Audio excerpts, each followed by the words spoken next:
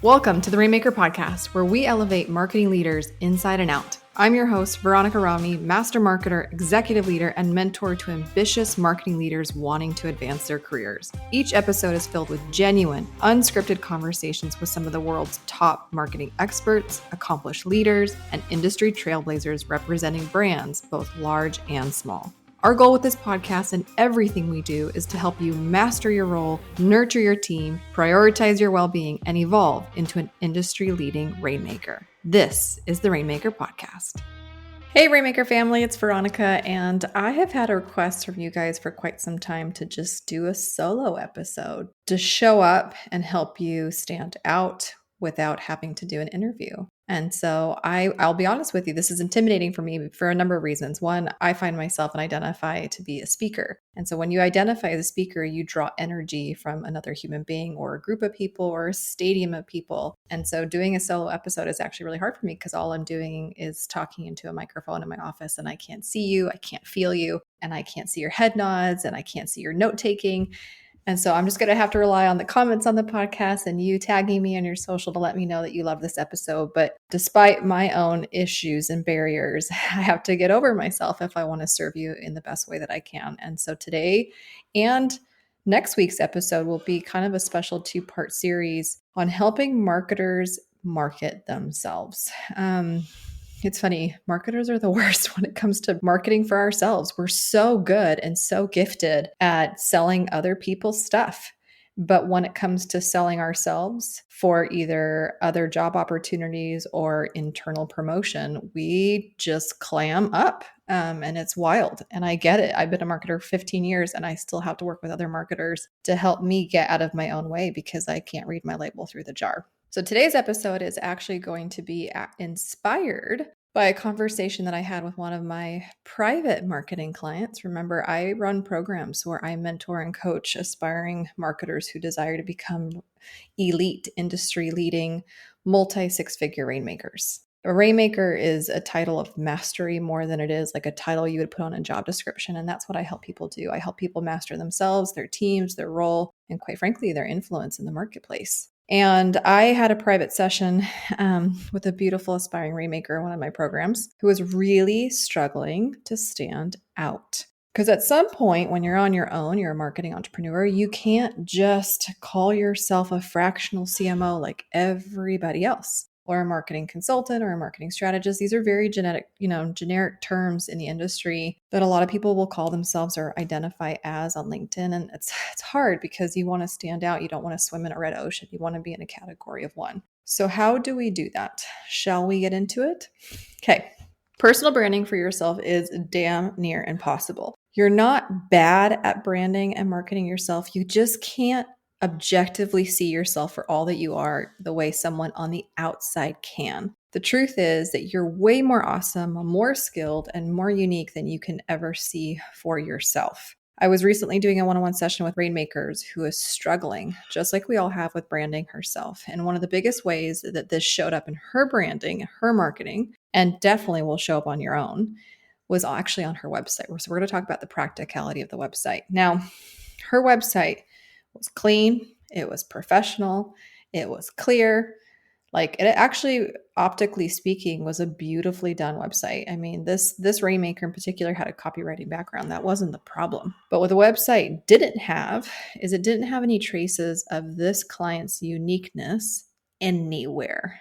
It really could have spoke to anyone rendering any type of service. There was nothing that made her a compelling option compared to the other hundreds of marketers who do what she does. I could have assigned that website to anyone in her niche and it would have worked. And I don't think I need to tell you this, that is definitely not the goal when it comes to your website, right? If you're struggling with your own personal branding, really figuring out how to make all the incredible things about you shine through in your marketing, we first need to start with a really honest assessment of your digital assets, which would include your website. So right now, if you go to your website, if you have one, I want you to actually make a list of all the things on your homepage that make it specifically about you and literally no one else. If I can copy and paste your website and give it to any other marketer in my program, we have a problem. We have a serious problem, right? And because we've already established how hard it is to assess yourself, also ask a friend, a colleague. This is why group programs, they have their pros and they have their cons. Probably single-handedly one of the most biggest benefits of being in a community type of experience or container is that you can call upon people who are on the same journey with you, who are also trying to achieve their own aspirations. And so you can swap, you can trade, you can be like, I'll look at your website if you look at mine. I'll scratch your back if you scratch your, mine. And have these trusted sources of human beings, whether they're your peers, your colleagues, your mentors, your coaches, highlight all the places they see your unique perspective, your personality, your skills, and your approach reflected. Once you've got a list to look at, you can quickly see whether you are coming through or if your website is generic and pretty and that it can apply to anybody else. So sometimes when we think we're standing out, we're actually not. And that's kind of heartbreaking because it's how many hours did you already clock in at this point?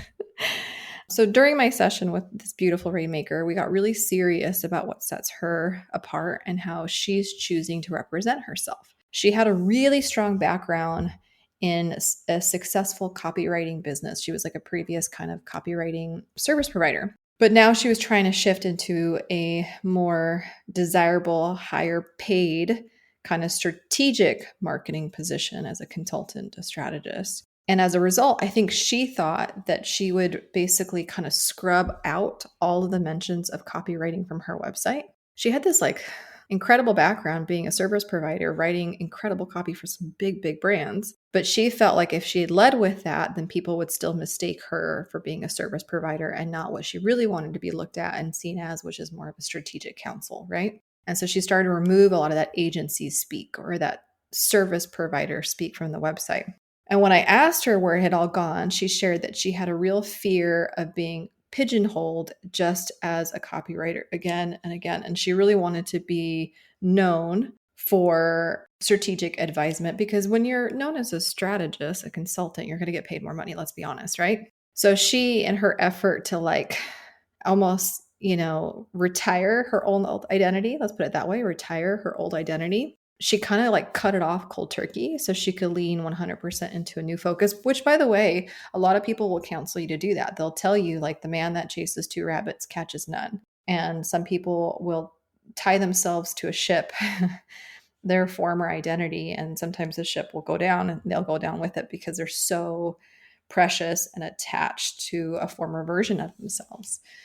This wasn't this client's problem. She just cut it off like completely, like threw out the baby out with the bathwater, whatever that expression is, right? I actually work with a lot of rainmakers who make this mistake, and I totally get it. When you pivot, change services, upgrade your audience, or change your focus, it's easy to just think of it like a clean slate, to start with something that's fresh. And it can feel like starting over is the only way to establish that new identity, but if you remind people of who you used to be or what you used to do, they'll actually see that you took these skills with you as opposed to the fear that they won't move forward with you. So let me explain. No one wants to be trapped by their past, especially when you're trying to level up and establish a new expertise. I get it. But the problem is your previous experience and the skill sets that you've clocked in your 10,000 hours of mastery for are actually 100% what set you apart. So for this client, this Rainmaker that I was mentoring, being a copywriting expert actually makes her a unicorn, a special flavor of strategist in the kind of the CMO, contracted CMO world. So many chief marketing officers for hire are really, really good at particular marketing skills, paid advertising, copywriting, design. Like they usually come up from being a doer themselves, but not all of them are copywriters. And I would say that there are certain skills that are way more valuable than others. Like if you can adopt the language of a prospect, you are very deadly as a marketer when you can empathetically understand what it is to feel the way your prospective buyers feel. Ooh, that is very, very, very valuable to a company, right? For this client to be able to establish herself as a strategic marketer who has mastered persuasive equity of words, like to me, what I was telling her, I'm like, that's freaking gold. So the thing that she wanted to hide or move away from is the very thing that, in my opinion, makes her unique, desirable, and specifically qualified for the expertise that she wants to be known for and the rates that she wanted to get paid. So instead of hiding her copywriting background, I actually wanted her to shout it from the rooftops. Her former copy skills were her unique selling proposition. It was the thing that made her different, and it was the thing that would be very desirable to her clients. So I want you to pause for a second and think about whatever you are downplaying or avoiding or hiding that is actually your ticket to standing out, grabbing attention, and setting yourself apart from the crowd. What if the opposite were true? What scares you unlocks you. What you think won't be valuable is the most valuable thing that you have to offer. You just weren't able to objectively position it strategically for yourself because it's you. Just sit with that for a second.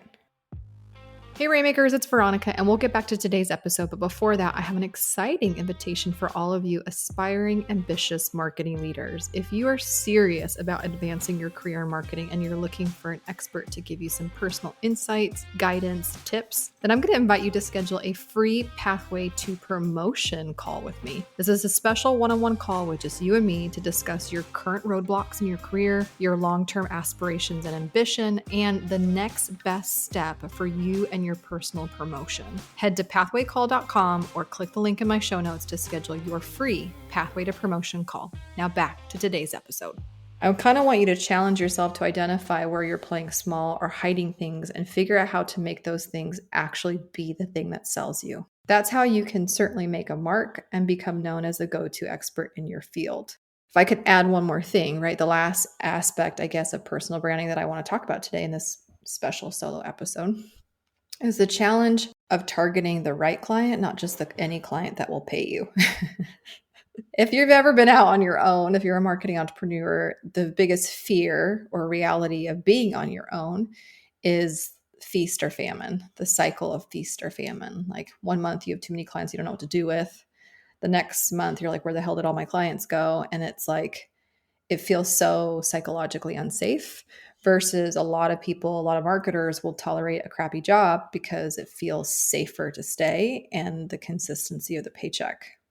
Okay. So like a lot of us, when we're first kind of going out on our own, we will take any client that will pay because we're operating more from a place of like scarcity. Like, I don't know what will happen tomorrow, but this person's willing to pay me today.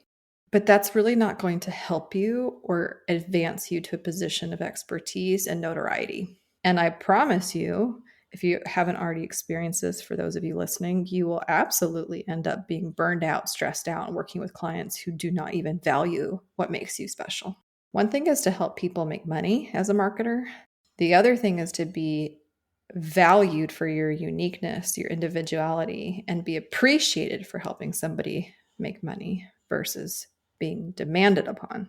I could do a whole podcast episode about this, and maybe I should if you want me to, about how to keep a power dynamic that is of equals even when somebody's paying your bill. And I don't care if you're in-house as a W-2 or you're contracted out.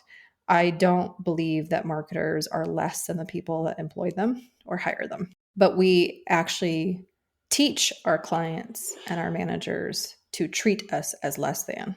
And I have a different way of doing it that so maybe that should be a whole podcast episode. I digress. Let me know if you reach out to me, DM me, put it in the comments, email me if you think that would be another great podcast episode you'd be interested in learning about. So back to what I actually was saying. Let's go back to the client whose one-on-one call inspired this episode. Once she got really clear on how she stood out, i.e. using her copywriting background and genius in a sea of marketers who don't specialize with their words, we use that unique experience and skill set to define her ideal client. And usually the first thing that is the most helpful is actually probably the reverse of what you've heard. I think a lot of people will tell you, like, who do you want to work with? I find sometimes that the activity of who you definitely don't want to work with actually to be a better starting point sometimes. So let's start with ruling out people that we definitely don't want to work with. So clients who want to specialize in video marketing, probably not a fit. They need a video expert. Clients who want to focus primarily on paid traffic as their acquisition strategy, probably not a fit. They need more of an ads background. Clients who need to get people to take action not once, but again and again. That would be a really great fit for somebody who's really persuasive with words, right? So now my beautiful Rainmaker knows how to use the power of words and her deep understanding of the psychology behind selling, skills she developed in her successful copywriting career to get results specifically for people trying to build, maintain, and grow memberships. Like she had this, like when we dug into the actual background of where she's had some incredible, like secret case studies in a way. It's almost like we cut off the fat, we trimmed the fat of everybody she didn't want to work with. And when we were left with the people that she enjoyed working with the most, that she's had some of the best success with, that were like really beautiful, appreciative clients for her skills, it was actually coming from people who had similar products, which were what we call continuity products, meaning like reoccurring revenue based products like membership, subscriptions, like that type of thing, right? So she was really, really good at selling people on why they should opt into something that will charge them every single month, which is actually getting harder and harder to do because the expectations of the marketplace is I pay Netflix less than $20 a month and I have billions of dollars of quality of content that's new at my fingertips. So people's expectations of what they should be getting from these like recurring subscription revenue based products is like astronomical, right? And so a lot of us who have like education based memberships or content based, memberships are really struggling right now in 2024. And she's really freaking good at it. Now, it's not a one size fits all formula, but we were able to reverse engineer her ideal client when we thoughtfully kind of filtered through what made her unique, got clear on who she needs, who she works with best, and how she could specifically tie her skills to the clear and desperate need that's in the marketplace right now. That's also key, right? When you target the right audience, your unique skills and differentiators come across as no-brainer benefits. The people you are meant to serve are out here looking for you because they are already in pain, and you happen to be really good at like drilling a root canal, for example. They want someone who has a unique perspective, clocked in hours of experience, and a skill set that you just happen to be really, really, really sharp in. You just have to figure out who they are so that you can start sharing your one-of-a-kind message with them. If you identified your own ideal client by simply deciding who you like and who you think has the most money to spend on your services and offers, take some time to reverse this process because money follows passion. I think sometimes we go, who's the biggest whale in the ocean? And the truth is, if everybody's going for the hottest girl at the bar, 99% of the people are not going to bed alone. So let's not do that. Let's actually honor where we are, who we're best to serve, and not focus on the few, but focus on the many that actually have the pain that we are most qualified to help. Okay. So we're going to highlight the skills and the experience that makes you unique. We're going to get clear on the type of client that needs us. And then you're going to see how your personal branding, especially your personal brand and the messages of that personal brand, get a lot clearer. Like when you show up on social media, when you flex your thought, expertise on LinkedIn, it's not about talking about all things marketing or commenting on the latest Twitter, X, Facebook, whatever, change, because like everybody's doing that. What I wanted my client to do is to be unapologetic about the pain that membership-based companies were going through right now. The pain of churn rate, the pain of getting people to say yes to a service that is going to be charging them every single month when everybody's kind of hacking personal expenses right now because of the state of the economy. Like I wanted her to go all in on the unique circumstances and problems and pain points and struggles that companies are having to get new clients, retain new clients with continuity products, because she's actually really good at making really persuasive arguments for all of those stages of a marketing process and journey. So tell me what you thought about this episode. Did this help you? Are you struggling with your personal brand? If you are, it's most likely to do with the fact that it's because you can't physically, logistically be objective with yourself. You can't be meta with yourself. It's like me criticizing this solo episode while simultaneously creating it. It's me simultaneously talking to you, but also thinking in my thoughts, well, that was a good quote. That was a good line. I should go tell my social media manager to clip that. Like, it just doesn't work like that, you guys. And so sometimes when marketers think too meta about their own personal brand without seeking outside guidance, it's really, really difficult. And that's what I want to help you do. I want to help you stand out. I want to help you become known, and I want to help you make your mark. So depending on when you listen to this podcast, there's actually a really special opportunity for you, because on March 28th of this month, March 28th, 2024, depending on when you're listening to this episode, at 1 p.m. Eastern, I am hosting a free 30-minute microclass. Let me repeat that. It's free, and it's a 30-minute microclass on a very tangible, very specific topic. And I'm teaching you, I'll tell you what the topic is. It's called Learn a New Way to Market Yourself for Immediate Promotion in 2024. So part of personal branding is also to use it to get what you want. Part of that is getting clients on the outside, but part of that is getting a promotion on the inside. So I'm going to be teaching aspiring marketing professionals how to learn new ways to market themselves for immediate promotion in 2024 on March 28th at 1 p.m. Eastern for 30 minutes. And I'm going to teach you how to do this without working more hours, bad-mouthing your competing colleagues, or awkwardly bragging about yourself, because that just feels gross. You don't have to do any of those things in order for you to get promoted in 2024, even in a crap economy. So if you join me, if you go to veronicaromney.com, there will be an opportunity, a pop-up, where you can click and you can actually register for this class. And in 30 minutes, I will teach you how to strategically position yourself in a new way to unlock promotions and pay raise. I'm going to actually teach you how to tactically craft a promote me letter that ensures your name is at the top of the consideration list, even if there's not a promotion available to you today. And I'm going to teach you how I do this kind of triple threat endorsement strategy that goes way beyond a LinkedIn recommendation. So all you have to do is go to veronicaromney.com, click on the pop-up, and join me on March 28th at 1 p.m. Eastern. So until next time, my Rainmaker family, I'll see ya. Thank you for joining us on today's Rainmaker podcast. Marketers help other marketers. So if there's a marketer in your life who could really use a new perspective in a way that helps them advance their career, please pass this episode forward, share, leave us a review. Everything helps as we embark on helping as many marketers elevate themselves inside and out. You can always visit veronicaromney.com for today's show notes, additional links to some free resources and tools for you to help you advance your career. You can always connect with us on social media at @VRomney if you want more behind the scenes or a way for us to connect personally. Until next time, my friends, make it rain.